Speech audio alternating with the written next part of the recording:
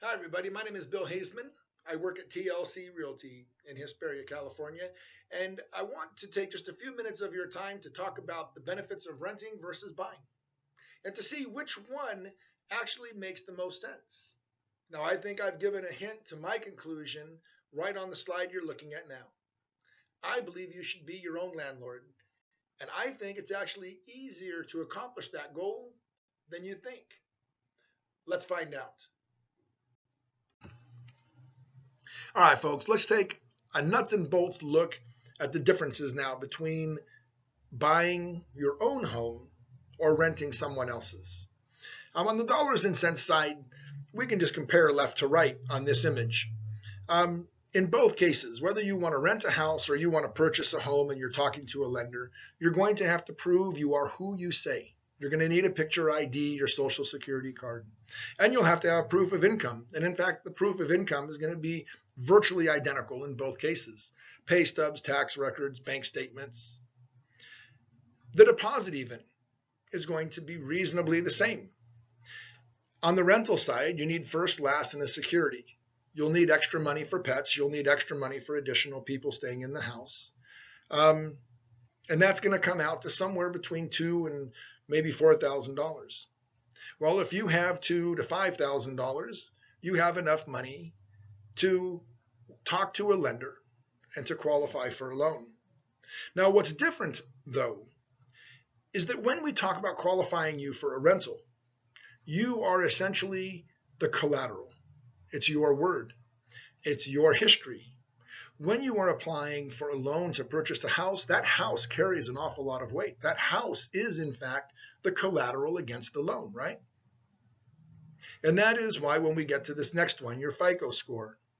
In the world of rentals right now, where there are few rentals, but a lot of people who want to live in them, not only has rent gone up, but the qualification has as well. Because the owner has 3, 4 applications that they can review, and they're going to take not the person who has the 600 FICO score, but who has the 610 or 620 or 630.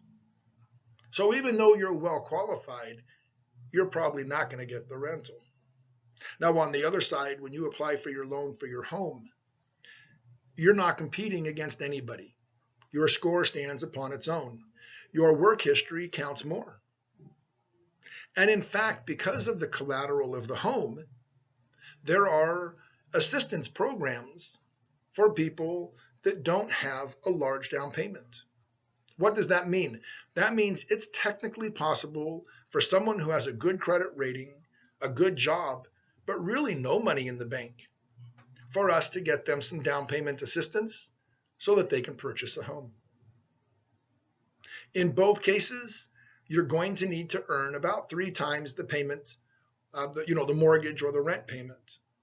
Now, what's interesting here is that in many cases right now, home versus home, the cost to rent, that monthly payment, is actually more than what the mortgage payment would work out to be for a similar house. So on this slide, when we compare qualifying and what payments are, purchasing your own home wins.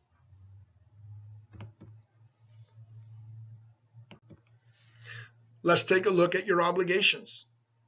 Well, on the rental side, if you damage it, you fix it.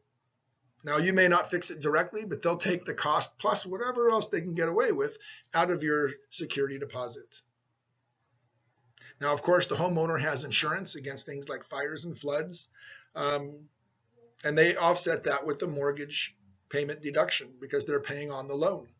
So when you own your own home, if we're looking at the right-hand column here, yes, if you break it, you have to fix it. Yes, you need to have insurance, and people are like, what if I can't afford the insurance? Well, each year when you get that mortgage, the home mortgage deduction and your taxes, that'll come pretty close to offsetting your cost for insurance. In both cases, you're going to have to pay utilities, so that's a wash. You know what? On the purchase side, there's another benefit, and that is that instead of paying and writing a check to someone else for the privilege of living in their house, you're now writing a check each month for the privilege of living in your home. And there's a big difference because now you're gaining the equity. And As you live in that home, that equity will continue to grow. Let's talk about that, because that is the benefit of buying, is equity. Now, when we talk to people about a lease or rental, a standard lease agreement is 1 year. Most people want to stay in a home longer. Most rentals actually are about 5 years before they move on somewhere else. But that rental agreement in general obligates you to 1 year increments.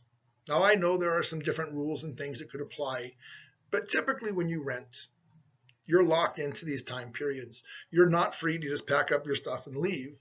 You have obligations. I know we've lived through the other part of the disadvantage of renting, and that is when we were renting, the owner wanted to sell their house. And even though we would have liked to have stayed, we got booted, not by our choice. When you own your own home and you're making that mortgage payment, in essence paying yourself, you're not going to have a lot of equity at 1 year. That is absolutely true. But by the time you roll past the second year, not to mention the fifth year or further out, there is no better investment that you could have made for your long-term security. That home becomes a savings account for you. It is the single best personal asset you can have against almost anything else that you want to make happen in your lives. Not to mention the security of the roots you get to put down. So you've made it to the last slide. I want to say thank you. And I want to challenge you on a couple things. There is no doubt that in today's market, it's more difficult to rent a property, to rent a house. In fact, not even the house of your choice, but simply the house that was available, that you could get, than it is to buy a home. I would like to invite you to take the challenge of being your own landlord. You've already listened to the equity benefits. So what's needed to find out? Your ID, some pay stubs, social security card, and maybe about half an hour with a lender. I would love to help you put these pieces together. My contact information is on this slide. Give me a call. The time is free. It's mine to give, and I would welcome the opportunity to help you find a place to actually put some roots instead of just living somewhere. Thank you again for your time. Again, I'm Bill Haisman. I'm a realtor at TLC Realty. Have a good day. Bye-bye.